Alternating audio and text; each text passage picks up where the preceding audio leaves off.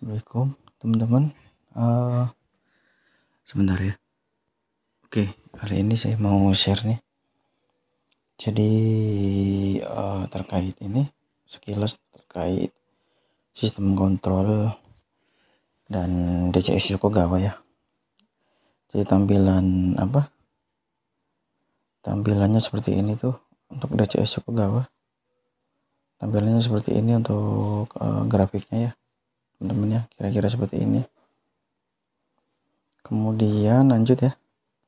Ini adalah apa sih namanya, diagram ya. Jadi ini pembandingnya, kemudian kontrolernya ini, kemudian masuk ke aktuator boleh, nanti langsung ke proses, dan ini adalah feedbacknya dari sensor teman-teman ya. Nah seperti itu teman-teman ya. Jadi sederhananya prinsip seperti itu. Sistem kontrol ini closed loop teman-teman ya. Closed loop. Bentar, saya bisa nulis nggak ini di sini?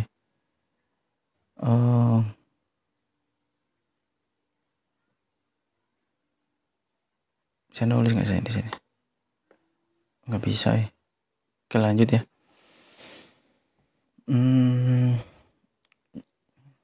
Yang dinamakan proses itu besaran fisis teman-teman ya. Proses itu besaran fisis, misal kalau di pembangkit itu ya flow, ketinggian, kemudian temperatur, RPM, energi, itu besaran fisis teman-teman. Itu proses, itu yang dinamakan proses. Jadi yang di pembangkit yang diproses pada ujungnya adalah energi kan besaran fisis ya, joule per waktu ya. Kemudian lanjut, kalau dari kontrol sendiri itu dibagi dua teman-teman ya.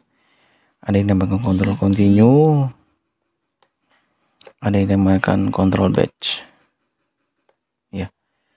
Kalau kontrol continue itu ya contohnya seperti ini, kontrol PID, kontrol ngejaga level air ketika operasi normal, maksudnya continue.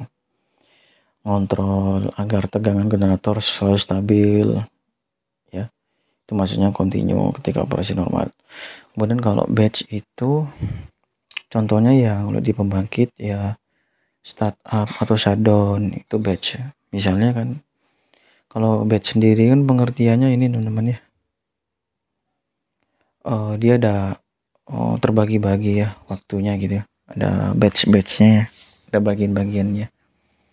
Contohnya di startup itu ya heating line 1 jam 2 jam, kemudian melakukan pemanasan, melakukan persiapan, itu maksudnya batch teman-teman ya.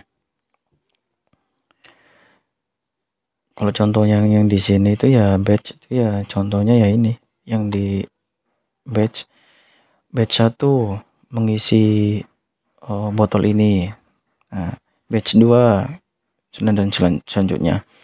Kalau proses continue yang ini misalnya ngejaga temperatur ini, mungkin ini aliran air dingin, ini air panas, jadi ngejaga temperatur sirupnya ini mungkin ya, itu masuknya proses continue.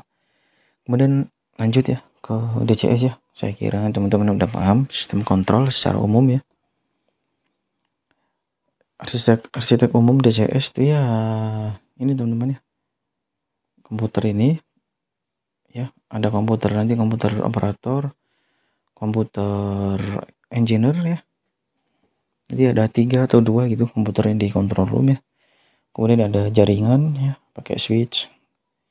Kemudian masuk ke controller, masuk ke plan ya, ada aktuator, sensor, dan seterusnya.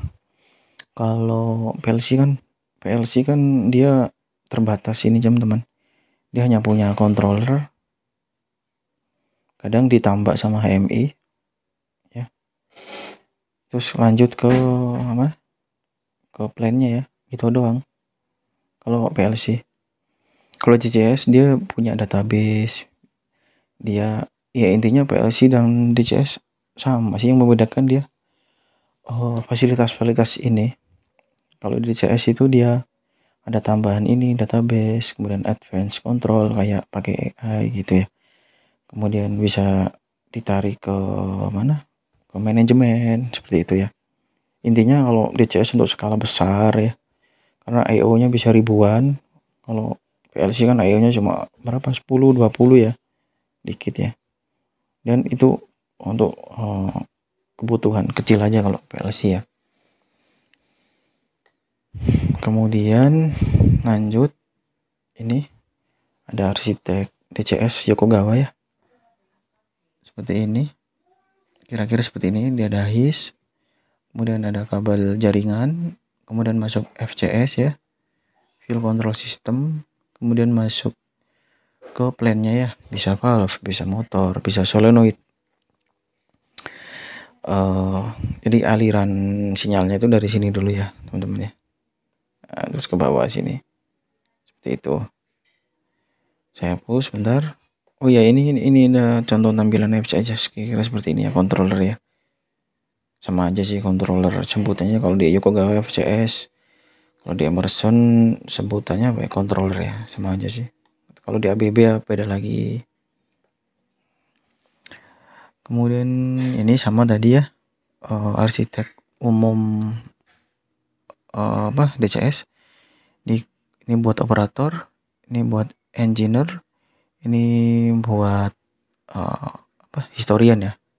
Kemudian ini ada kabel jaringannya pakai Ethernet protokol. Kemudian dipakai switch ya, ada 2 buat redundant, misal ini gagal bisa digantikan sama yang ini. Oke. Kemudian masuk ke FCS, kemudian masuk ke plan-nya. Seperti itu teman-teman ya, urutan sinyalnya ya. Saya hapus sebentar. Kemudian lanjut, sengaja ini dilewat ya. Untuk high level, oh ya teman-teman ya, kan dibagi 2 ya, ada bisnis, high level, malu level. Kalau high itu ya ranahnya engineer sih sebenarnya, sama operator ya hanya mengendalikan sama memantau ya. Kalau low level itu lebih kompleks ya teman-teman ya, sama kompleksnya sih ini engineer sama ya teknisi ya, karena ini dia menyangkut aktuator, modul di lapangan, menyangkut plan-nya sendiri, valve dan semacamnya, menyangkut sensor, cukup kompleks ini. Itu dari waktunya kalau di high level tuh detik ya, kalau di sini milidetik nih. Kemudian apa saja sih yang ada di high level ya komponennya.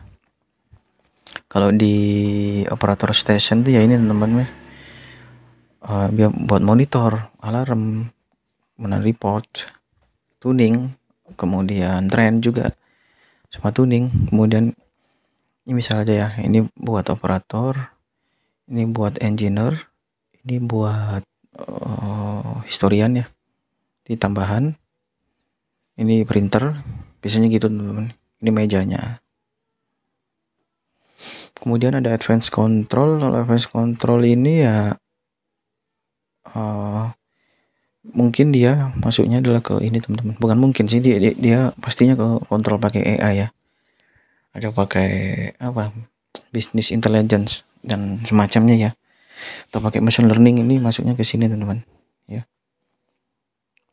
masuknya ke ranah ini di atas high level ya, tapi bisa diturunkan ke high level ya. Misal pengen kontrol pakai metode fusi atau ditambahin machine learning, silakan sesuai kebutuhan teman-teman ya. Bentar saya hapus. Kemudian ini ada komponen yang ada di low level ya. Ya ini teman-teman komponennya, ada controller, ada input modul, ada output modul, kemudian yang sinyal yang dari controller ya. Ini yang di plan.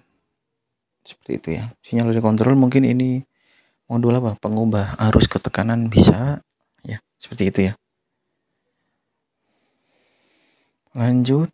Kemudian maaf, ini dari HIS ya. Ini dari HIS, dari HMI ya.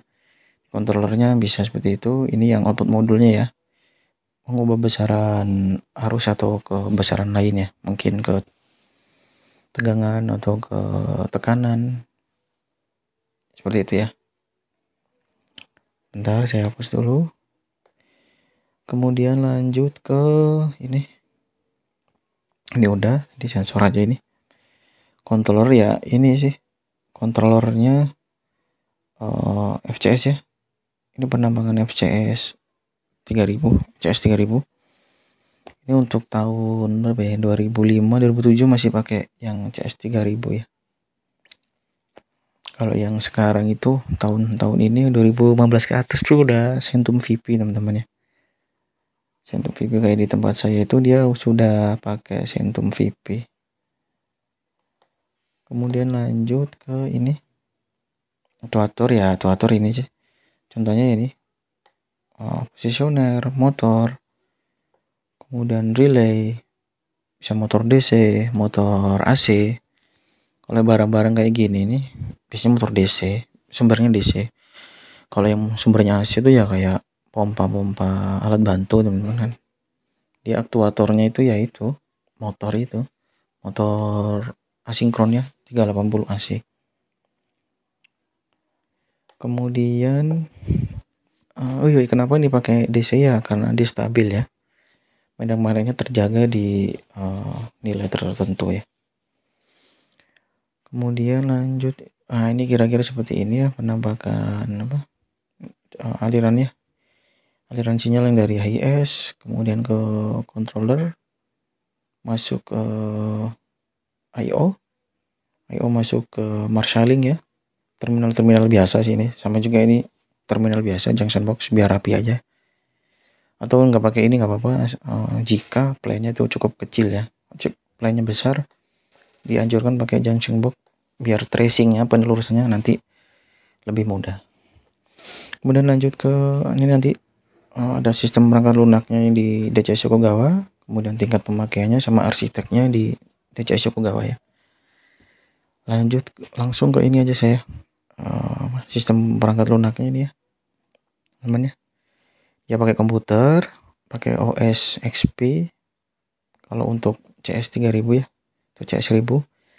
Ini komputernya ada 3, ada engineering, untuk operator, untuk historian. Tapi kadang engineering sama historian jadi satu ya. Di tempat saya seperti itu ada. Untuk emerson tuh engineering sama station jadi satu. Kemudian untuk FCS ini ada FCS ya. Ini masih ngomong softwarenya ya. Ada function blocknya. Function blocknya itu ya mirip ini sih. Salah satu bahasa program PLC ya. Ada function block, ada ladder, ada text. Kalau sekarang tuh umumnya pakai ini sih function block. Kemudian ada firmware. Firmware itu analoginya kayak otak manusia teman-teman ya. Kalau software itu analoginya kayak kemampuan atau skill yang akan dipelajari oleh manusia. Jadi kalau manusia nggak ada firmware-nya atau nggak ada otaknya, dia tidak akan bisa belajar seperti itu. Jadi setiap mesin, televisi, laptop, mikro, controller apapun dia pasti punya firmware. Kalau firmware kan harus tertanam, dia ibarat otaknya. Kalau software ini programnya bisa dipasang, bisa diinstal, bisa dihapus, bisa diedit, seperti itu teman-teman ya. Kemudian lanjut ke pemakaian ya. Pemakaian HIS itu ya maksudnya ini sih hierarki ya, kayak kategori ya. Sebentar saya hapus dulu nih. Jadi di DCS Yokogawa itu pemakaiannya tuh ada dibagi 3 ya, S1, S2, S3. Kalau untuk S2 itu operator ya, bisa mengubah set point, mengubah mode operasi. Kayak mengubah set point ini ya, mengubah set point megawatt ya. Ya itu termasuk ini. Mode operasi bisa mode operasi auto atau manual, buka tutup. Valve untuk S3 tuh tertinggi di DCS. Dia semuanya dilakukan bisa, mulai bikin function block, download function block, kemudian ngetes function testnya, dan seterusnya. Jadi ini yang paling tinggi teman-teman ya. Kemudian terakhir adalah arsiteknya ya, arsitek softwarenya atau hardwarenya. Sebentar teman-teman, ini kan Nah, arsitek perangkat lunaknya ada ini kan, I/O, ada function, ada faceplate, ada trend, ada grafik ya. Kalau I/O saya kira teman-teman bisa googling ya, I/O connection ya, hardware-nya. Function block ya bahasa programnya ya, pakai function block. Kemudian faceplate-nya, kalau faceplate-nya itu kira-kira seperti ini teman-teman ya. Sebentar. Faceplate itu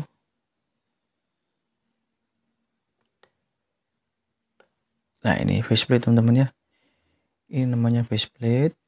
Jadi faceplate itu apa ya? Dia bisa diisi ini sih pada faceplate pop up-nya valve itu sendiri atau controllernya ya. Jadi dia kayak HMI-nya ini sendiri. Ya, HMI dalam HMI ya, faceplate ya. Jadi untuk menghubungkan user sama peralatan itu sendiri. Kemudian ada ini grafik, namanya grafik teman-teman ya. Grafik window. Kemudian ini ada trend. Mana trend kok nggak kelihatan? Nah ini trend teman-teman ya. Jadi terhadap waktu ya, tren operasi dari besaran fisik tersebut terhadap waktu ini. Trendingnya ini pasti ada di apa? Di semua interface untuk semua DCS pasti pakai ini, minimal 3 itu ya. Oke, sekian teman-teman ya share dari saya untuk sekilas sistem kontrol sama DCS Ogawa. Nanti kita bahas ini simulasi order 1 ya. Kemudian lanjut setelah order 1 beres, kita lanjut ke order 2. Ini pakai order 2 nih ya. Oke, semoga ilmu ini bermanfaat, pengetahuan ini bermanfaat. Wassalamualaikum warahmatullahi wabarakatuh.